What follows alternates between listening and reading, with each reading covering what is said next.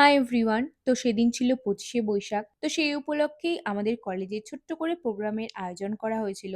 তাই এখানে আমি খেতে, খেতেই রেডি হচ্ছিলাম। কারণ আমি এক্সট্রিমলি লেট হয়ে গেছিলাম। আর এরকম টাইমে তো মাই ভরসা। তারপর সুন্দর করে রেডি হয়ে টোটো করে বেরিয়ে পড়লাম এই ২ মূর্তির সাথে কলেজের উদ্দেশ্যে। আর সেদিন না অনেকদিন পর আমি কলেজে এসেছিলাম। তো তার জন্য না কেমন যেন awkward ও লাগছিল। যাই হোক এরপর আমরা সোজা আসলাম ক্লাসরুমে। বাট এসে তো দেখি এখানে তেমন কিছুই শুরু হয়নি। ইনফ্যাক্ট সাজানোও হয়নি পুরোটা। আর এরা এখানে বসে গল্প করছে। তবে ফুলগুলো কিন্তু সাজিয়েছিল পুরোটা। তো তারপর প্রিয়াঙ্কা বোর্ডে কবি প্রণাম লিখলো আর অনন্যা ছবিটা সাজিয়ে নিল। এরপর না আমরা একটু গানের রিহার্সালও করলাম কারণ আমি কালকে আসতে পারিনি কলেজে রিহার্সাল করতে। তো তারপর অনুষ্ঠান শুরু হলো কবিগুরু রবীন্দ্রনাথ ঠাকুরকে পুষ্প প্রদানের মাধ্যমে। প্রথমেই শিক্ষক শিক্ষিকা, তারপর ছাত্রছাত্রীদের মাধ্যমে। আর এর সাথে ছিল আমাদের উদ্বোধনী সঙ্গীত।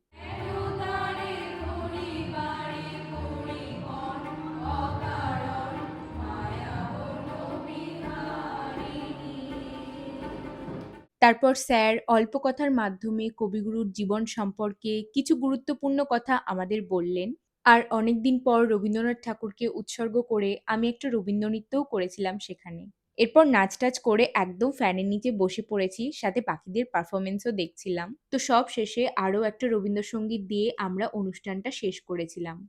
এরপর তো সবাই একে একে ফটো তুললাম, সাথে গ্রুপ ফটোও তুলেছিলাম প্রচুর। তো তারপর আমাদের অল্প কিছু টিফিনের ব্যবস্থাও করা হয়। সেটা নিয়েই তারপর আমরা এখানে কিছুক্ষণ গান শুনে ক্লাসরুম থেকে বেরিয়ে আসলাম। আর সামনেই তো এরকম কলেজের সুন্দর বাগান রয়েছে, সেখানেই কিছু ছবি-টবি তুললাম। তারপর কলেজ থেকে বেরিয়ে এদের টাটা বলে হেঁটে, হেঁটে আসলাম এই জায়গাটায়।